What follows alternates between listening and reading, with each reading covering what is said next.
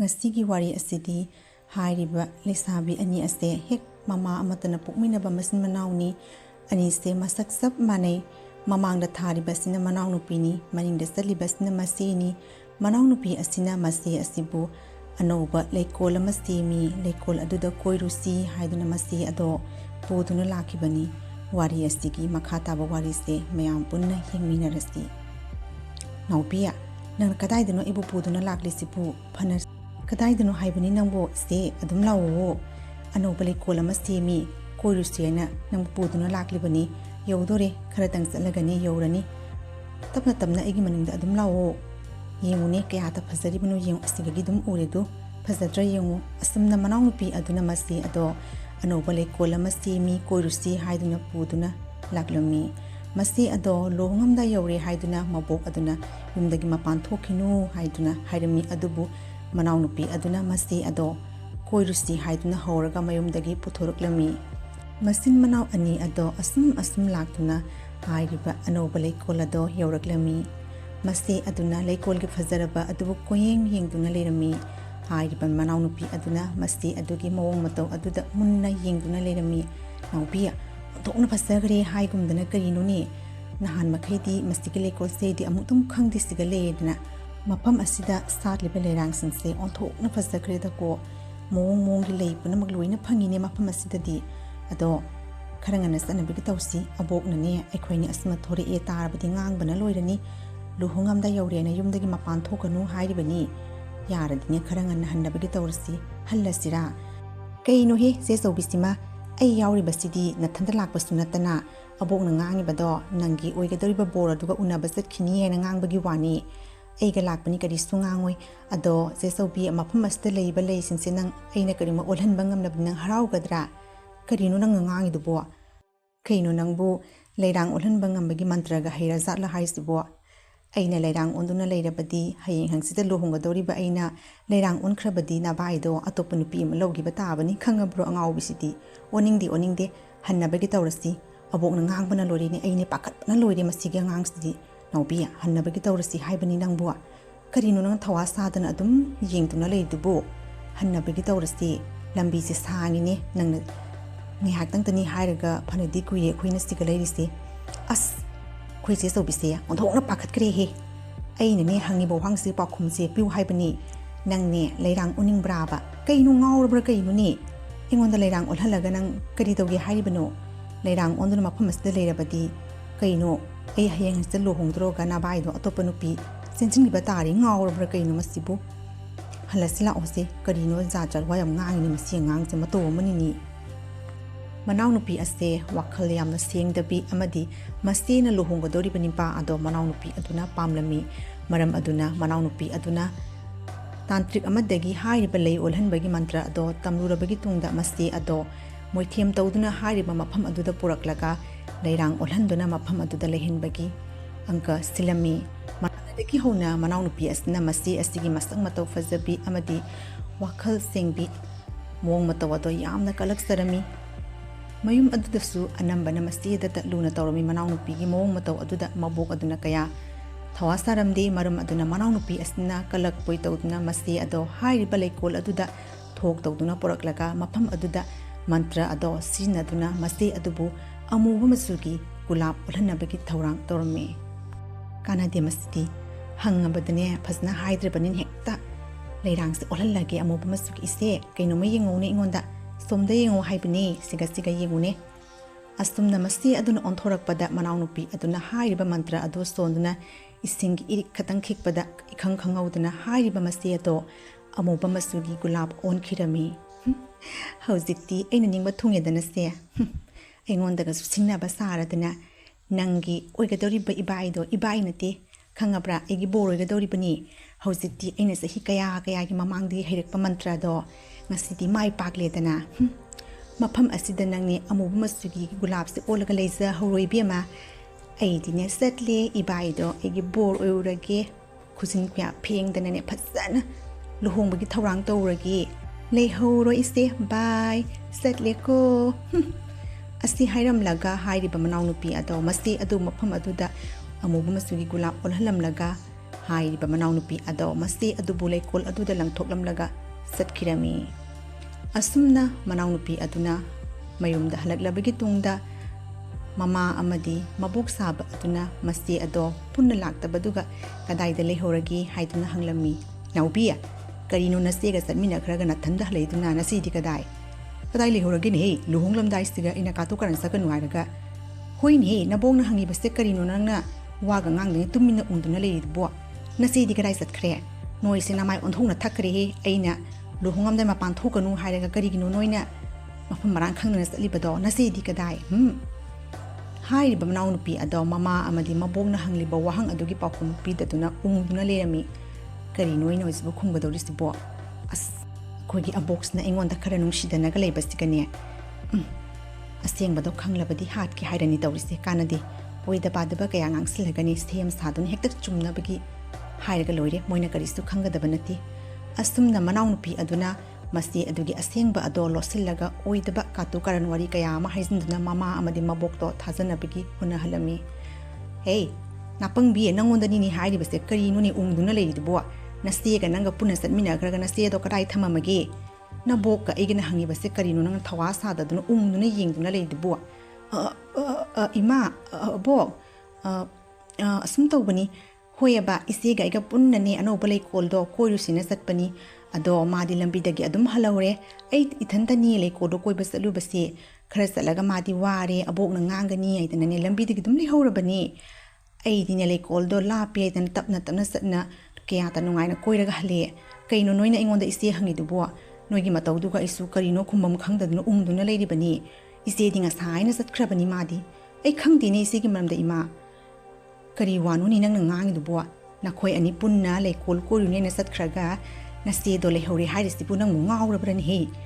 ꯅꯆꯦꯗꯣ ꯂꯨꯍꯣꯡꯉꯝꯗꯥꯏ ꯌꯧꯔꯦ, ꯀꯔꯤꯒꯤ ꯅꯪꯅ ꯃꯊꯟꯇ ꯊꯥꯗꯣꯔꯛꯂꯤꯕꯅꯣ? ꯅꯪꯁꯨ ꯍꯜꯂꯛꯄ ꯌꯥꯗ꯭ꯔో? ꯅꯃꯥꯏ ꯊꯛꯇꯅ ꯌꯥꯝꯅ ꯀꯣꯏꯅꯤꯡꯕ꯭ꯔꯥ ꯍꯥꯏꯕꯕꯨ? ꯄꯨꯟꯅ ꯆꯠꯃꯤꯟꯅꯔꯕꯗꯤ ꯄꯨꯟꯅ ꯍꯟꯃꯤꯟꯅꯔꯛꯄ ꯌꯥꯗ꯭ꯔꯅꯤ ꯅꯪꯕꯨ ꯑꯉꯥꯎꯕꯤ? ꯅꯆꯦꯗꯣ ꯍꯧꯖꯤꯛꯄꯨ ꯀꯗꯥꯏꯗ ꯊꯤꯒꯗꯧꯔꯤꯕꯅꯣ? ꯑꯗꯣ ꯑꯩ ꯈꯪꯗꯦ ꯍꯥꯏꯕꯅꯤ ꯃꯥ, ꯀꯩꯅꯣꯅꯦ? ꯑꯗꯨꯕꯨ ꯑꯩꯅꯔꯣ? ꯑꯩꯗꯤ ꯄꯨꯟꯅ ꯆꯠꯃꯤꯟꯅꯁꯤ ꯍꯥꯏꯕꯅꯤ꯫ ꯃꯥꯅ ꯑꯕꯣꯛꯅ ꯉꯥꯡꯒꯅꯤ, ꯏꯃꯥꯅ ꯉꯥꯡꯒꯅꯤ ꯍꯥꯏꯗꯅ ꯂꯩꯍꯧꯔꯒ ꯃꯗꯨꯕꯨ ꯑꯩꯅꯔꯣ? ꯑꯩꯗꯤ ꯀꯣꯏꯅꯤꯡꯃꯟꯈꯤꯗꯨꯅ ꯂꯩꯀꯣꯜꯗꯣ ꯀꯣꯏꯔꯒ ꯍꯜꯂꯛꯑꯦ꯫ ꯑꯩ ꯀꯔꯤꯝꯇ ꯈꯪꯗꯦ ꯃꯗꯨꯒꯤ ꯃꯔꯝꯗ ꯏꯃꯥ꯫ ꯀꯔꯤ ꯑꯉꯥꯡꯅꯣꯅꯤ ꯃꯁꯤꯕꯨ? ꯉꯥꯎꯔꯕ꯭ꯔꯥ ꯈꯪꯗꯦꯅꯤ꯫ ꯃꯥꯅ ꯌꯨꯝꯗ ꯍꯜꯂꯛꯇꯅ ꯀꯗꯥꯏ ꯆꯠꯂꯤꯅꯣ? ꯑꯗꯨꯒ ꯃꯃꯥꯟꯅꯕꯤꯒꯤ ꯃꯌꯨꯝꯗ ꯑꯃꯨꯛ ꯆꯪꯗꯨꯅ ꯂꯩꯔꯕ꯭ꯔꯥ ꯈꯪꯗꯦꯅꯦ ꯇꯧꯔꯤꯁꯦ꯫ ꯑꯣꯟꯊꯣꯛꯄꯒꯤ ꯑꯉꯥꯡꯅꯤꯗꯀꯣ꯫ ꯑꯩꯅ ꯑꯁꯨꯝꯅ ꯂꯨꯍꯣꯡꯉꯝꯗꯥꯏ ꯌꯧꯔꯦ, ꯃꯄꯥꯟ ꯊꯣꯛꯈꯤꯅꯨ ꯍꯥꯏꯅ ꯍꯥꯏꯔꯒ ꯃꯥꯅ ꯀꯔꯤꯒꯤꯅꯣꯕ ꯍꯧꯖꯤꯛꯄꯨ ꯀꯗꯥꯏꯗꯅꯣ ꯑꯩꯈꯣꯏꯅ ꯃꯥꯕꯨ ꯊꯤꯒꯗꯧꯔꯤꯁꯤꯕꯣ? ꯃꯐꯝ ꯃꯔꯥꯡꯁꯨ ꯈꯪꯗꯦ ꯇꯧꯔꯤꯕ꯫ ꯃꯃꯥꯟꯅꯕꯤꯒꯤ ꯃꯌꯨꯝꯗ ꯄꯪꯆꯠ ꯆꯠꯄ ꯑꯉꯥꯡꯁꯨ ꯅꯠꯇꯦ꯫ ꯃꯤ ꯈ꯭ꯋꯥꯏ ꯇꯤꯟꯅꯕ ꯑꯗꯨꯃꯥꯏꯅ ꯇꯤꯟꯅꯕ ꯑꯉꯥꯡ ꯅꯠꯇꯦ꯫ ꯀꯩꯅꯣꯅꯦ ꯏꯃꯥ ꯑꯩꯈꯣꯏꯅ ꯍꯧꯖꯤꯛꯄꯨ ꯇꯧꯒꯗꯧꯔꯤꯁꯤꯕꯣ? ꯉꯥꯈꯣ, ꯇꯞꯅ ꯏꯪꯅ ꯋꯥ ꯉꯥꯡꯉꯨꯅꯦ, ꯀꯔꯤꯅꯣ ꯏꯄꯥ ꯄꯥꯈꯠꯂꯗꯅ? ꯂꯨꯍꯣꯡꯉꯝꯗꯥꯏ ꯅꯨꯄꯤꯗꯨꯕꯨ ꯅꯪꯅ ꯒꯥꯒ ꯃꯄꯥꯟꯁꯦ ꯉꯥꯡꯉꯤꯗꯨꯕꯨ ꯑꯇꯥꯕ ꯃꯤꯅ ꯇꯥꯔꯒ ꯅꯠꯇ ꯍꯣꯏꯑꯕ ꯏꯃꯥ꯫ ꯑꯗꯣ ꯀꯗꯥꯏꯗ ꯊꯤꯒꯗꯧꯔꯤꯕꯅꯣ? ꯀꯣꯛꯁꯦ ꯑꯣꯟꯊꯣꯛꯅ ꯁꯥꯈ꯭ꯔꯦꯗꯀꯣ ꯇꯧꯔꯤꯁꯦ ꯏꯃꯥ꯫ ꯀꯥꯟꯅꯗꯦ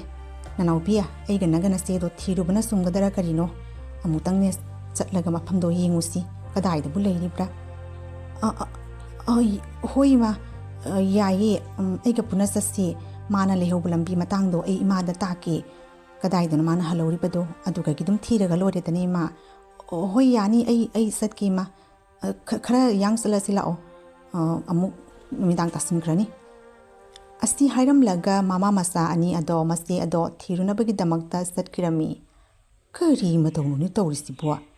ꯑꯁꯨꯃꯥꯏꯅ ꯑꯃꯠꯇ ꯇꯧꯗꯕ ꯑꯉꯥꯡꯅꯤꯅꯦꯍꯦ꯫ ꯀꯗꯥꯏꯗꯁꯨ ꯆꯠꯄ ꯅꯠꯇꯦ꯫ ꯍꯦ ꯄ꯭ꯔꯚꯨ,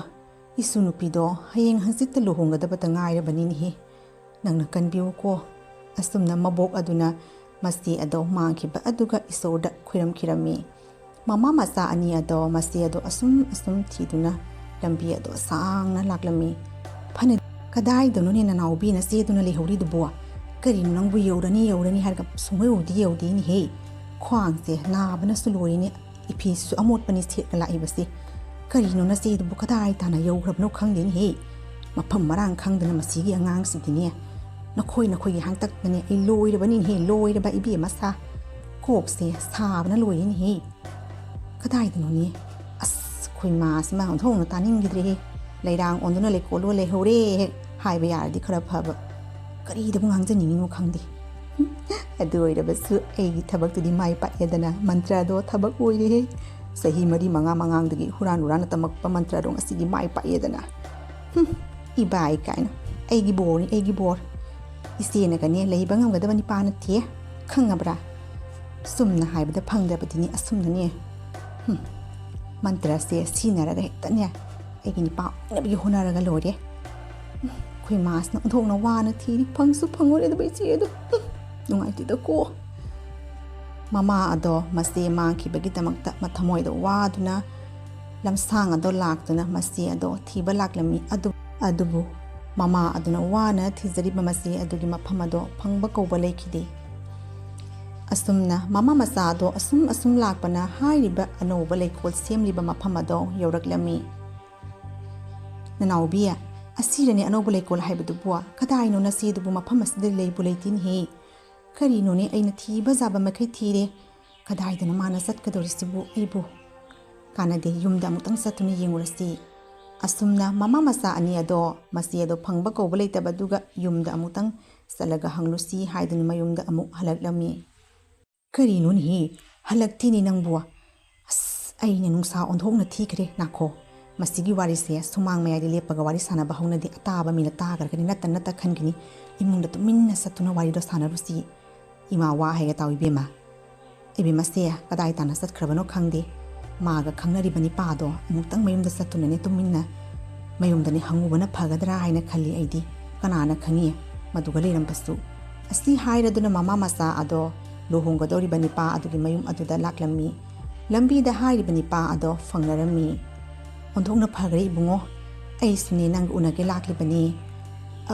Akhoigi ibima dubu nanga ngasigi phangnarabrani koibani na satkhraga halakti ni kadai tana satkhrbano khangde thibam khangdaduna nangi nayumda amutang hanguge na lakpani aina ni nanga unanu waina thingbani kanana khangi noigi nayumda unaba salhambasu ima unababudi ngarang nan unarami ado imana yade na masu thorwai be yade ai thaba masalubani kari wafamno fazana amutang engonda ta'o Sanahan bido kadai satkre haibano aidi ngarang nan semaga unaramde nahan unarami imana unanu hab hoini be unwa asum tawbani masi manaw do lai konano basti mena koi basatki bani adugane manaw nu pisina haiba lambi lam khangda imadi lei hore ye yumda su halakte tawriba thiba zaba makhe thiri ni nangbo phangba ko baletin hi kari tawduno khangdini imabu thokna nu sa thikre da ko laikai mamangska so patari ni tawrisi Asi hairaduna mama ado masanupi maming kauraga higna kapkhirami thokna nu sikre da ko ibai na tida aigi oigadori ba board si kaya ata masanu shino yung so ngaira matam sigani imas na mu kapsan baga lawsan baga thokna tangri hi kuyero ise gana ti nangi oigadori ba nupi do aini khangdabra khangdi Asumna manaw nupi aduna haiba masi adugi oigadariba bor adubu nungshina yengsarami. Ngayhak lerebagi tungda haiba bor oigadariba nipa aduna masu yauna thirusi kapkanu haiduna mama aduda thimlami. Ima kapkanu phangani soidana phangani sanahan bido aisu yauna thirusi lao kapkanu haibani ima. Matawasum tawduna sanahan biyado mafam marang khangdana kadai da satkrabano haibado kanasu khangbangam khide. Mabo aduna asumna khalami. Nakhon he sanahan bigi maramda noibu phasana khanglabro aina haidi hausikkan gi angang singsu luhongam dai atopani pada sen bi kai du sen khrabar karino khangde ni he tambangam bana tini phasana akhona munna mauna khangubusna te thari thaza gi de go shunu pi do kadai de gi no ima sanahan bi na bu adumna tawrungadrani ai thaza dibo isanu pi do aina haiba khuding makki tawi bani kari gi ma adumna tawgodori bano tawoida thaza di ima Sanahan binani adumna tawrungani haibase lai laktuna haibase ina thazagadabana tini manangbo karigi ma adumna khoibu izat chopa thabak tawgadori bano masa yanazabani pani karigi atopani pada musten gadori bano ai thazade da ima adui wafamdo ai dine kari natana tab minaga phabi khrabra haiduna khalibani asumna sanahan piado atopani pada sten khrabra haiduna mama masa makhoi jingado singnarami ngai hak lerebigi tungda nanaubi aduna asumna hairami Ima wam tang haige ma ise do khangde handak kharani se phone da yam toina kananung go wari sanabani aina hanguragani aingonda ga tahande kanana khangi atopani pawram basu ibai di man di aina khanbada manung da moise ibaiga saune ne bra kaino tawriya ba atopani pa ma kanna wari sana bani aina haiba ngamdana tawbani ma khaduni pa du chen khrabra su khangbuti aina hairaga noi ingon ngang ne ki na aina haidabagi wani ba aina khangadani soidana ni pa du selam mani ngo khoi se do ay ngaubi pangbi sono chubi nahan makhaidi karigi haidi na se do sen loiraga nang na haidu nang oina phuran he kari thoena ngangja sari nang na ngang bado asuk kuipana na chindo karigi mention dum na leiri selamba taadi ijum gi chache loire dana tawrise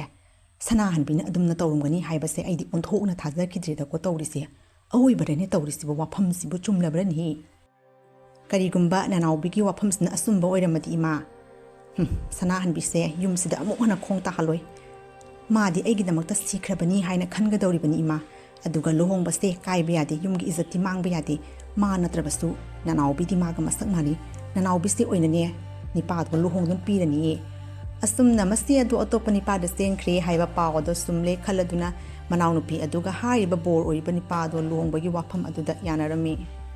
wafam adu tabada manawnupi ado haipa khangda nungairami maramdi mana tawriba thawrang khudingmak to mai pakle haiduna khalami asomdana haiba bor gadurba nipa adugi mapa aduna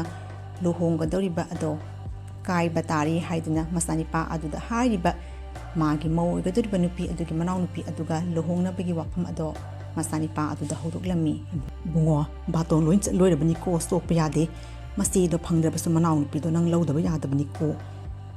haiba bor gaduriba nipa ado ngahaktang unglurabagi tongda asumna kumlami पाबन हारिबो हुंदो ऐसु यारे पाबा लुहोंबदो ऐ सोइदना लुहोंगनी yum असुमना मनावनुपी अदुदा लुहोंबा ताखिरमी Nongma हारिबा bore अदो तुरेल मपानदा कनानोमा उनाबा लाखिरमी मतम अदुदा हारिबा सनाहनबिगी मबोक अदुना bore अदुना मफम खंगदना सत्पा अदुदा Tumin तुमिना मथुमदा इनरमी कदाइदा सलिबनो माना सलिबसु हाइमा मसिगी शुरंग मनुंगसिदा लेबा पंडित अदुगा मा उनाबा लाखलिबरा करिनो मसिदी खंदबा यादे असेंबसे नंग लाकपा ओंदोंना फरे वाफमसे ऐ नंगोन तमनिंदुना लेरंबनी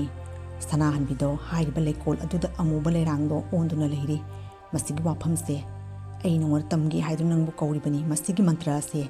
कनागुंबा मेगी मखुत्ता लेरे हाइबसे सोइद्रे मसिना संसार सिबु मांगहनबगी लंबी ओइरिबनी मतम अमदा ऐगी पाना इंगुंदा सिनारबा मंत्रनी ममांगी निंगथौसिंगना मसिगी मंत्र असे सैराक ओइना पीदुना मारा लेरबा मिसिंग अदुबु अमुबा लेकोल ओरहनबगी दमक्ता मंत्र असे सिजनबनी करिनो पंडित इबुंगोना हाइब्रिड वाफम दुबो सनाहनबिदो लेकोल अदुगा अमुबा ले गुलाब ओंदुना लेरे हाइबा